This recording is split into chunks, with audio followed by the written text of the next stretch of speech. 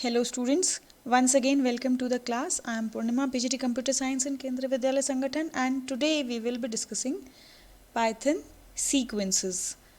अब थोड़ा सा रिकैपिचुलेट कर लेते हैं कि ये सीक्वेंसेस हैं क्या. These are data types. हमने अभी तक न्यूमरिक डेटा टाइप्स पढ़े. नन एक कीवर्ड है, एक डेटा टाइप जो अगर मेरे को किसी वेरिएबल को ब्लैंक रखना हो इनिशियली तो I initialize it with none. Then I have the third category, sequences, and as the name itself suggests, sequences होती क्या हैं. जब मैं किसी भी डेटा को लीनियर फैशन में ऑर्गेनाइज करूँगी तो that will be my sequence. And there are 3 types of sequence data types: strings, lists and tuples. तो let's start with strings. Now what are strings? Strings are immutable sequence of characters. Immutable का क्या मतलब है यहाँ पे? That they cannot be changed. एक बार string create कर दी गई, now until the program is under execution the string will be same, it can not be changed. ठीक है.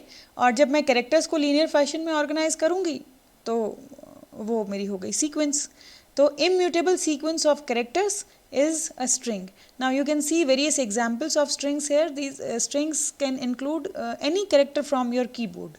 It can be an alphabet, as you can see in Kendriya Vidyalaya, hello, welcome to Python programming.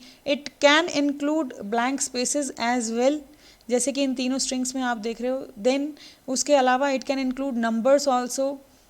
ठीक है. अब जैसे यहाँ पर मैं किसी का फ़ोन नंबर सेव कर रही हूँ, स्पेशल सिंबल्स भी हो सकते हैं. जैसे मैंने यहाँ पे डेट ऑफ बर्थ लिखी है तो यहाँ हाइफन्स लगाए हैं.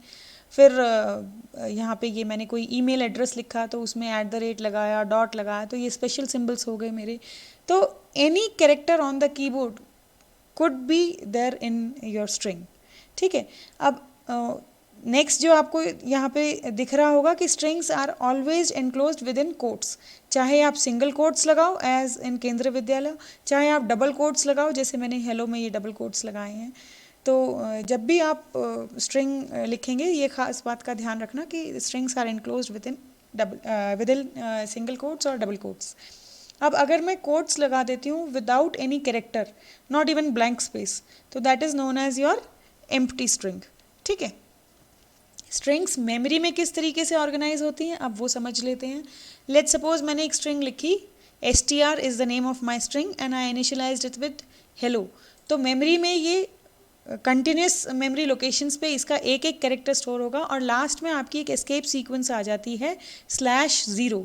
Now the /0 indicates end of the string. ठीक है. It is not counted as part of your string जब मैं स्ट्रिंग का साइज़ पता करूँगी, लेकिन in memory it will be there at the end of the string.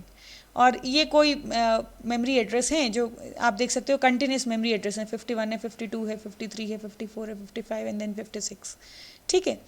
जब मैं स्ट्रिंग को एक्सेस करूँगी तो किस तरीके से करूँगी, तो एक और एग्जाम्पल देख लेते हैं. जैसे मैंने एक स्ट्रिंग ली पाइथन. ठीक है. अब जब मैं पाइथन को एक्सेस करूँगी, जब अपने प्रोग्राम में मैं मतलब इसको किस तरीके से व्यू करूँगी, तो आई हैव इंडेक्स वैल्यूज़. क्योंकि again I can not remember the memory addresses, तो आई हैव इंडेक्स वैल्यूज़. और इसमें पॉजिटिव इंडेक्सिंग भी होती है, नेगेटिव इंडेक्सिंग भी होती है. Positive indexing is from 0 to 5, जो मतलब स्ट्रिंग की लेंथ है. 6 कैरेक्टर्स हैं यहाँ पर मेरी स्ट्रिंग में, तो मैंने 0 से स्टार्ट किया है. 0 1 2 3 4 5. P का जो इंडेक्स वैल्यू है वो 0 है, Y का 1 है, T का 2 है, H का 3 है, O का 4 है एंड N का 5 है. And we have reverse indexing और नेगेटिव इंडेक्सिंग एज वेल, जिसमें आपका जो लास्ट कैरेक्टर है वो -1 रहेगा and so on. We keep on reducing the values then. तो जो फर्स्ट कैरेक्टर है यहाँ पे ये -6 आ गया. ठीक है. तो जब मैं इसको अपने प्रोग्राम में एक्सेस करूँगी इस स्ट्रिंग को, how can I access the individual elements of the string? Index value से, name of the string and index value. जैसे str0 is equal to str-6 और उसकी वैल्यू क्या है? p. तो अगर मैं str0 प्रिंट करवाऊँगी तो मेरा क्या प्रिंट हो जाएगा? p. या str-6 प्रिंट करवाऊँगी तो भी मेरा क्या प्रिंट हो जाएगा? p. सेम वे str1 या str-5 एंड सो ऑन. ठीक है. इसको एक बार प्रोग्रामेटिकली देख लेते हैं.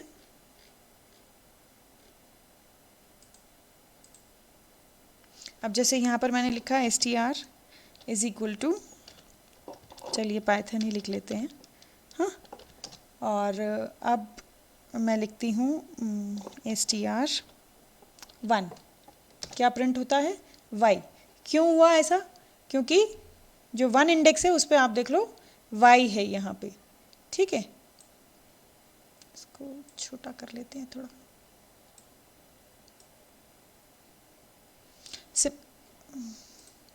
सिमिलरली अगर मैं, अरे यार सॉरी,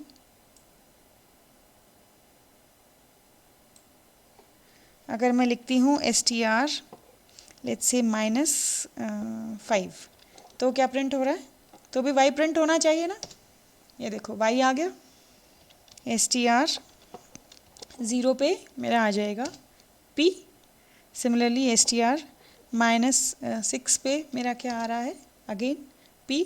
तो आई होप यहाँ से इतना क्लियर हो गया होगा ये पॉजिटिव इंडेक्सिंग नेगेटिव इंडेक्सिंग क्या होती है, कैसे मैं स्ट्रिंग के इंडिविजुअल एलिमेंट्स को एक्सेस कर सकती हूँ। मूविंग ऑन नाउ, ऑपरेटर्स जो स्ट्रिंग पे यूज़ हो सकते हैं वो कौन से हैं। तो सबसे पहले हमारे मैथमेटिकल ऑपरेटर्स आ जाते हैं, plus operator and multiplication operator. Plus operator string के साथ कैसे यूज़ होता है, ये दो स्ट्रिंग्स को कंकैटिनेट कर देगा। कंकैटिनेट मतलब जोड़ देगा। जैसे यहाँ पर मैंने एक स्ट्रिंग ली S1, दूसरी स्ट्रिंग ली S2। S1 में वैल्यू इनिशियलाइज़ की हेलो, S2 में वैल्यू इनिशियलाइज़ की वर्ल्ड। अब जब मैं कर रही हूँ प्रिंट S1 + S2 तो मेरा हेलो वर्ल्ड प्रिंट हो गया, ठीक है। Not even space is included. जो स्ट्रिंग थी एज इट इज़ वो कंकैटिनेट होगी, इसको हम बोलते हैं स्ट्रिंग कंकैटिनेशन। तो प्लस ऑपरेटर मेरा क्या करता है, दो स्ट्रिंग्स को कंकैटिनेट करता है। सिमिलरली मल्टीप्लिकेशन ऑपरेटर क्या करेगा, रेप्लिकेट करेगा एक ही स्ट्रिंग को।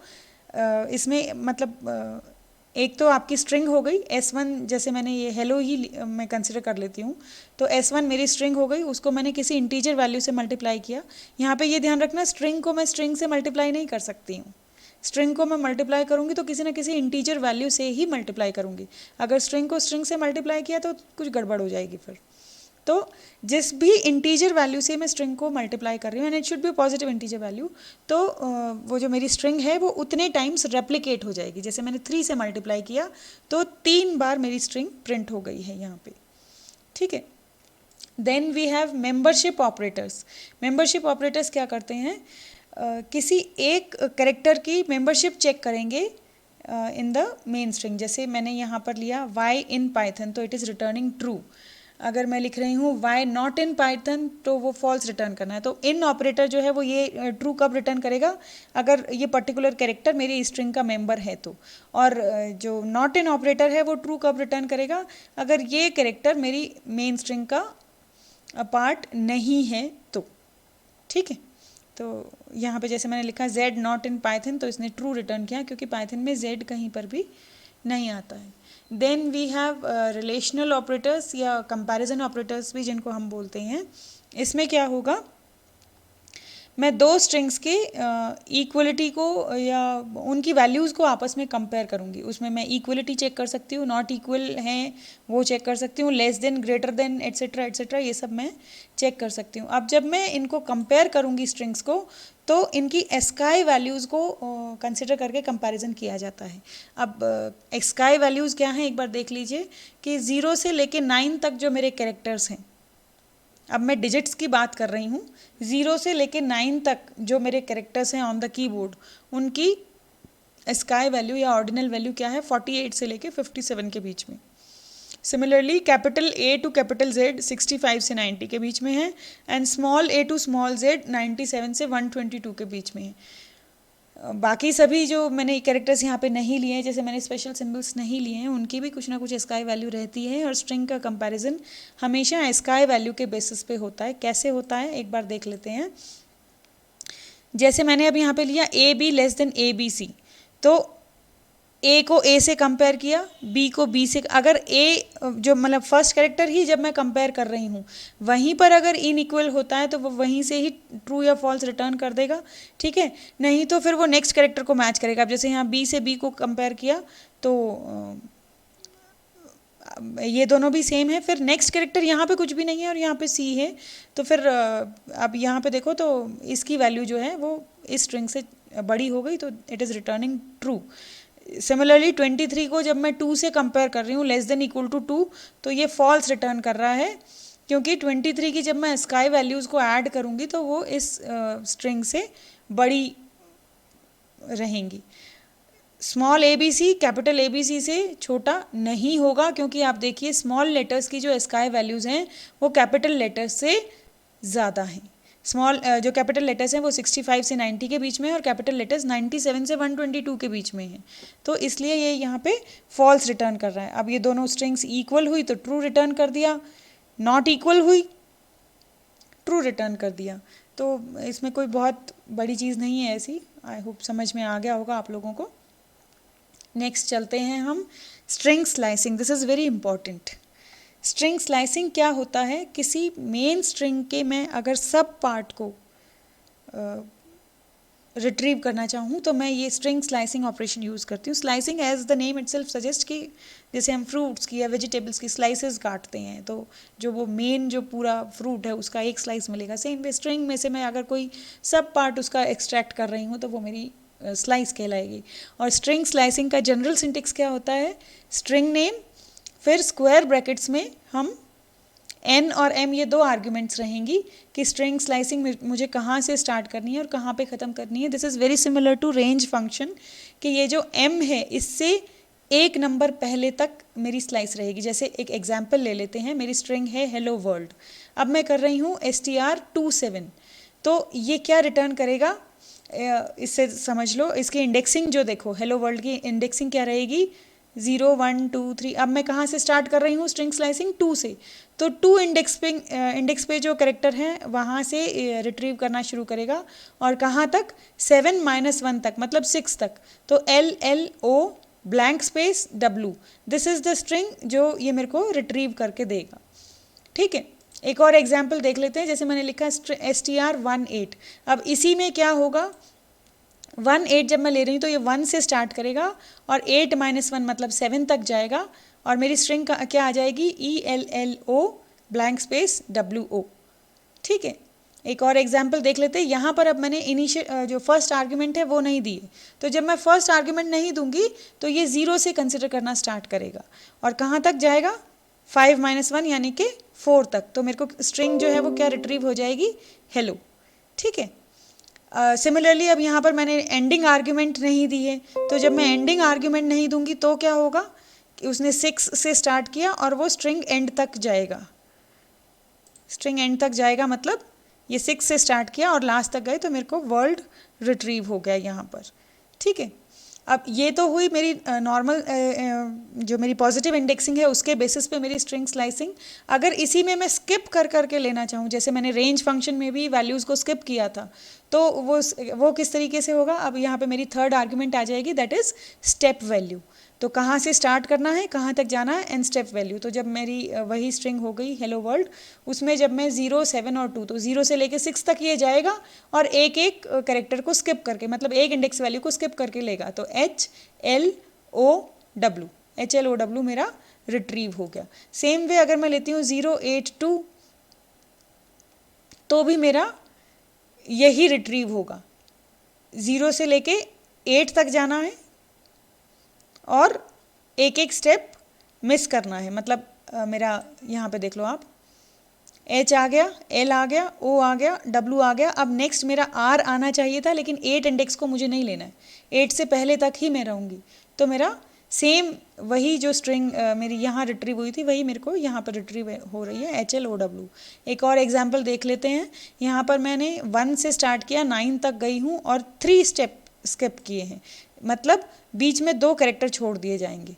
तो 1 से स्टार्ट किया, E आ गया मेरा, फिर मैंने 2 कैरेक्टर्स छोड़ दिए, O पे आ गई मैं, और फिर से मैंने 2 कैरेक्टर छोड़े तो मैं वापस से O पे आ गई। अब नेक्स्ट मेरा D आना चाहिए था, लेकिन मेरे को 9 पे ख़त्म करना है, मतलब 8 पे ख़त्म करना है मेरे को। तो we are left with the string EOO। तो आई होप ये स्ट्रिंग स्लाइसिंग जब मैं स्किप करके ले रही हूँ ये समझ में आया होगा आपको। नेक्स्ट हम अगर मेरे को रिवर्स इंडेक्सिंग जो है, जो नेगेटिव इंडेक्सिंग है, उसके अकॉर्डिंग अगर मैं स्लाइस करती हूँ स्ट्रिंग को, तो देखिए मैंने यहाँ पे इनिशियल वैल्यू ली -11 और एंडिंग वैल्यू मैं ले रही हूँ -7। तो अब ये क्या करेगा कि -7 से, मतलब माइनस ये चलेगा इसी डायरेक्शन में, लेफ्ट हैंड साइड से राइट हैंड साइड, ठीक है। और +1 करता जाएगा। -11 से शुरू किया, +1 किया तो -10, +1 किया तो -9, +1 किया तो -8, +1 किया तो -7, लेकिन इससे एक लोकेशन पीछे तक मेरे को रहना है, तो -11 से -8 तक मेरे को जो स्ट्रिंग थी हेल वो मिल गई, ठीक है। सिमिलरली अब इसी में अगर मैं स्टेप वैल्यू लगाती हूँ तो क्या होगा, -9 से मैं स्टार्ट कर रही हूँ, -3 तक मुझे जाना है और मैं 2 स्टेप वैल्यू ले रही हूँ। तो -9 में +2 किया, -7 आ गया, -7 में +2 किया, -5 आ गया, -5 में +2 करूँगी तो -3 आ जाएगा, जो कि मुझे नहीं लेना, क्योंकि मुझे यहीं तक ही एक लोकेशन पीछे तक मैं करूँगी। सेम है जैसे मैंने रेंज फंक्शन यूज़ किया था, उसी तरीके से है, बस वहाँ पर मेरे सिंपल ब्रैकेट्स यूज़ हो रही थी, यहाँ पर मैं स्क्वायर ब्रैकेट्स यूज़ कर रही हूँ, और वहाँ पे कॉमास यूज़ हो रहे थे, यहाँ पे मैंने कॉलन्स यूज़ किए हैं, ठीक है। तो LOW लो मेरी ये स्ट्रिंग रिट्रीव हो गई। सेकेंड एग्जाम्पल में एक और एग्जाम्पल देख लेते हैं। अब यहाँ पे क्या हो रहा है कि मैंने -3 से स्टार्ट किया, -1 तक मैं जा रही हूँ। ईजिली आपको समझ में आ जाएगा, -9 तक जा रही हूँ और -1 मेरी स्टेप वैल्यू है। अब ये क्या करेगा, अब ये राइट हैंड साइड से लेफ्ट हैंड साइड चलेगा, मतलब जो मेरे को स्ट्रिंग सब स्ट्रिंग जो मिलेगी वो भी रिवर्स ऑर्डर में मिलेगी। अब -3 से स्टार्ट किया है ना, तो ROW ब्लैंक स्पेस OL -9 से एक लोकेशन पीछे तक, -8 तक, ये सब स्ट्रिंग मुझे मिल गई। सिमिलरली अगर मुझे स्ट्रिंग स्लाइसिंग से स्ट्रिंग को रिवर्स करना है तो मैं क्या करूँगी, आई कैन राइट str, फिर मैंने 2 आर्ग्यूमेंट्स जो थी उनमें कुछ भी नहीं लिखा और -1 लिख दिया, तो ये स्ट्रिंग को रिवर्स कर देगा। या फिर मैं यहाँ पर -1 लिख दूँ और यहाँ पर भी मेरी जो है वो जो स्टेप वैल्यू है वो भी -1 है। अगर यहाँ -11 मेंशन कर दिया तो फिर मेरे को स्ट्रिंग रिवर्स होके तो मिलेगी, लेकिन जो फर्स्ट कैरेक्टर था वो गायब हो जाएगा, क्योंकि -11 से वो एक लोकेशन पीछे तक ही जाएगा, तो -10 तक ही जाएगा, ठीक है। तो आई होप ये स्ट्रिंग स्लाइसिंग आपको समझ में आ गई होगी।